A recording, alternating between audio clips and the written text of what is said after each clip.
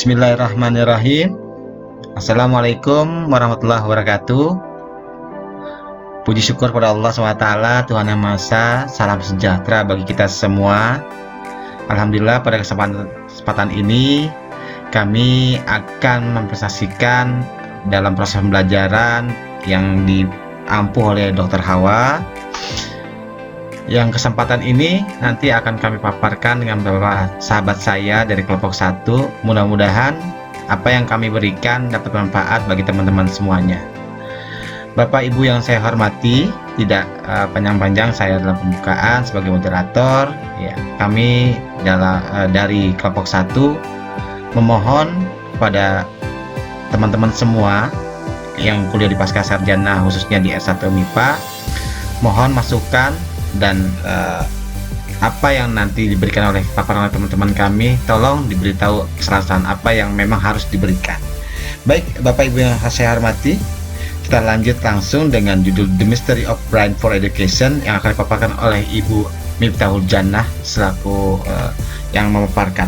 Kepada Bu Miftahul Jannah kami persilakan. Terima kasih Pak Ahmad. Assalamualaikum warahmatullahi wabarakatuh. Pada kesempatan kali ini saya akan menjelaskan bab 1 pendahuluan. Ya, manusia adalah makhluk yang sempurna, ya, yang kita sudah tahu semuanya, sudah dianugerahkan otak untuk berpikir, di mana di dalam otak tersebut ada beberapa macam 100 juta neuron sel saraf. Nah, ada ilmu yang mempelajari tentang neuron, itu disebut neuroscience. Ya, neuroscience merupakan ilmu yang berfokus pada sel saraf pada otak. Sebagai ilmu yang masih berkembang terus cakupannya, makanya perlu relasi dengan disiplin ilmu lainnya seperti ilmu kesehatan, ilmu ekonomi, dan termasuk ilmu psikologi di dalamnya. Ilmu psikologi terbagi menjadi beberapa: psikologi umum dan khusus. Psikologi khusus terdapat psikologi kognitif. Psikologi kognitif ini mempelajari mental manusia yang meliputi penyimpanan, penggunaan, pengetahuan yang berdasarkan sistem kerja otak. Berdasarkan uraian tersebut, maka kelompok kami dapat menarik latar belakang, yaitu bahwa setiap manusia memiliki perkembangan otak yang berbeda, sehingga pentingnya perkembangan otak terhadap aspek kognitif pembelajaran seseorang. Untuk memahami cara kerja dan fungsi dari otak khususnya terhadap proses pembelajaran, sehingga pembelajaran tersebut dapat berlangsung dengan efektif. Adapun rumusan masalah yang dapat diangkat dalam makalah kami, yaitu 1, bagaimana mengetahui sistem kerja otak. Yang kedua, bagaimana sistem kerja otak mempengaruhi psikolog seseorang. Yang ketiga, bagaimana konsep psikologi secara etimologi dan terminologi. Yang keempat, bagaimana pendekatan kognitif dalam psikologi. Demikian bab 1 yang saya sampaikan. Saya serahkan lagi kepada moderator. Silakan Pak Ahmad.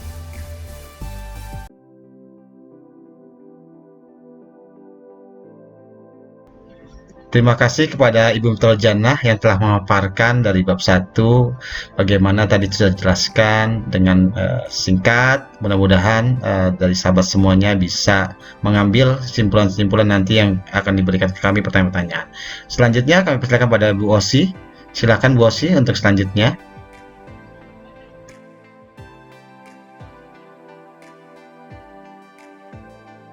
Baik, terima kasih kepada Bapak Ahmad yang sudah memberikan kesempatan. Berikutnya adalah kita akan membahas tentang cara kerja otak.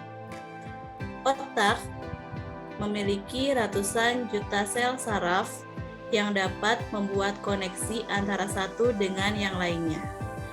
Koneksi sel saraf otak tersebut hanya dapat terjadi apabila kita menggunakan dan melatih otak.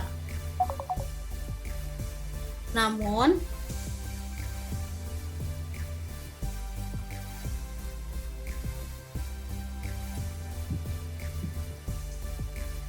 kita akan membahas lebih mendalam lagi terkait otak, yaitu inti dari otak adalah syaraf otak yang berfungsi untuk mengenali proses, merespon, dan mengkondisikan tindakan sebagai respon terhadap rangsangan stimulus. Mula-mula, sel pada indera menerima stimulus dan stimulus yang cukup kuat menyebabkan sel syaraf reseptor pada indera tereksitasi sehingga timbul arus listrik. Arus listrik dialirkan ke otak melalui saraf sensoris. Otak memproses informasi tersebut dan memberikan tanggapan yang selanjutnya disampaikan ke efektor atau alat gerak melalui saraf motoris. Kepekaan terhadap stimulus, kecepatan penghantaran, dan memproses serta memberikan tanggapan terhadap stimulus menjadi faktor penting terhadap kecerdasan.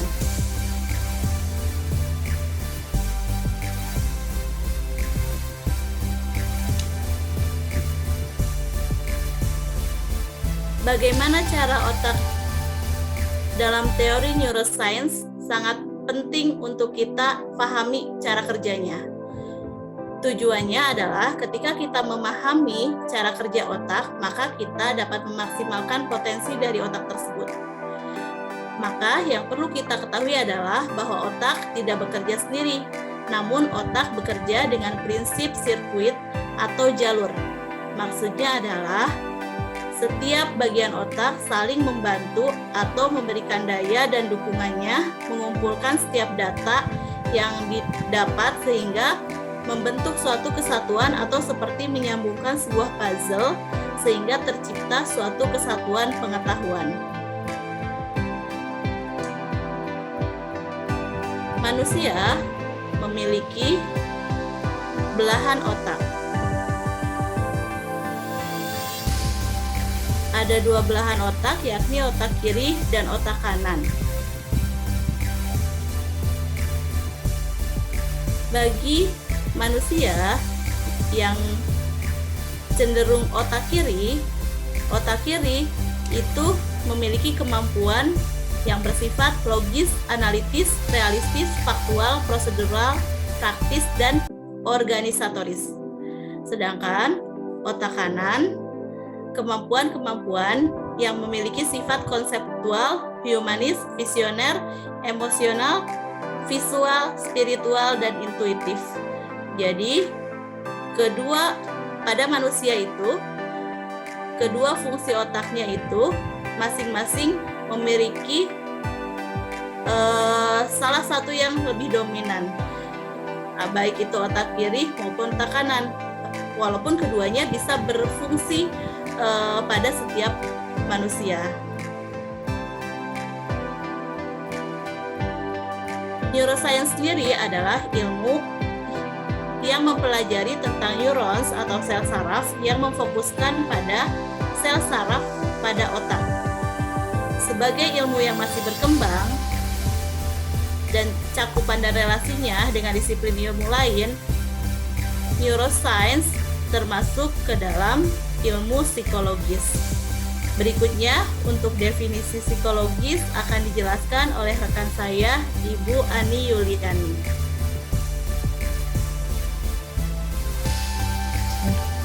Terima kasih pada Ibu Osi, mungkin langsung ya. Terima kasih pada kesempatannya. Langsung next slide-nya. Definisi psikologi secara etimologi berasal dari bahasa Yunani, yaitu dari kata psiki yang berarti jiwa dan logos yang berarti ilmu. Jadi secara harfiah psikologi berarti ilmu jiwa atau ilmu yang mempelajari gejala-gejala kejiwaan. Dalam perkembangan selanjutnya, ilmu psikologi karena kontak dengan berbagai disiplin ilmu, maka lahirnya berbagai macam definisi psikologi berikut. Psikologi adalah ilmu mengenai kehidupan mental. Kemudian psikologi adalah ilmu mengenai pikiran, dan psikologi adalah ilmu mengenai tingkah. Hubungan psikologi dengan ilmu lain diantaranya psikologi dengan sosial, psikologi ilmu yang mempelajari tingkah laku. Hubungan psikologi dengan antropologi, hubungan psikologi dengan ilmu komunikasi, hubungan psikologi dengan ilmu politik, dan hubungan psikologi dengan ilmu biologi, dan kemudian pendekatan kognitif dalam psikologi. Hubungan-hubungan tersebut, terutama hubungan psikologi dengan antropologi itu, antaranya kepribadian bangsa, peranan individu dalam berbagai proses perubahan adat istiadat, serta nilai universal dari konsep-konsep psikologi.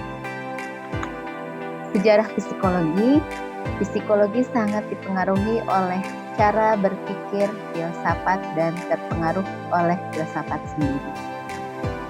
Di antaranya ada psikologi Plato, psikologi Aristoteles, psikologi pada abad pertengahan diantaranya psikologi Rene, psikologi John Locke, kemudian psikologi sebagai ilmu otonom. Yang dimaksud berdiri sendiri yaitu psikologi menggunakan metode-metodenya sendiri dalam pembuktian dan penyelidikan. Kemudian tentang bagaimana pendekatan kognitif dalam psikologi.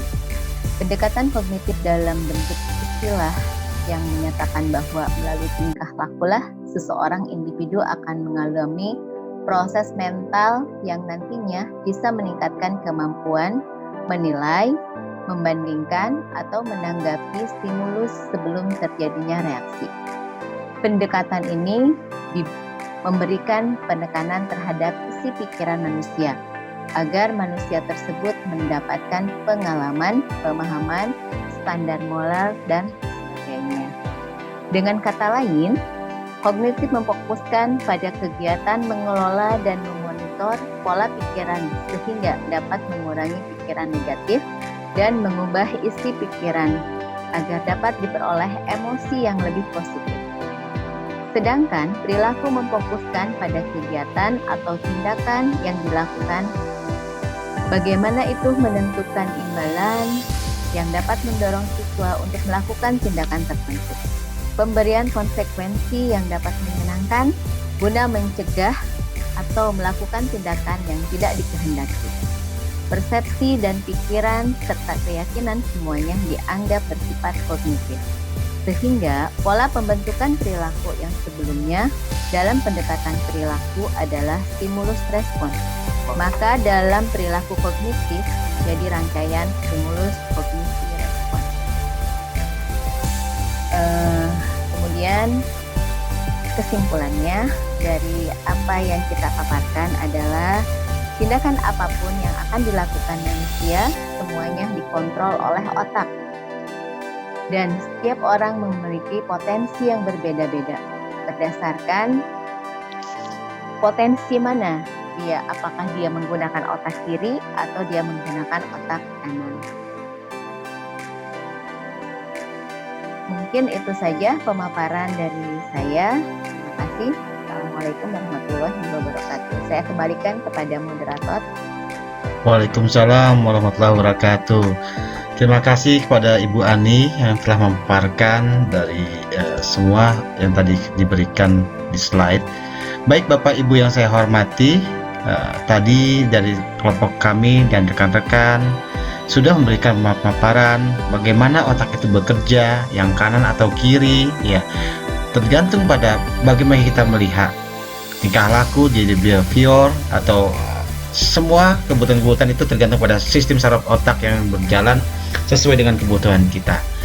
Baik Bapak Ibu yang saya hormati, khususnya kepada Dr. Hawa selaku dosen pengampu, terima kasih banyak yang telah mengizinkan kami memberikan pemaparan pada hari ini. Kami ucapkan terima kasih, salam sehat semuanya, wabillahi taufiq wal hidayah. Assalamualaikum warahmatullahi wabarakatuh. Waalaikumsalam warahmatullahi wabarakatuh.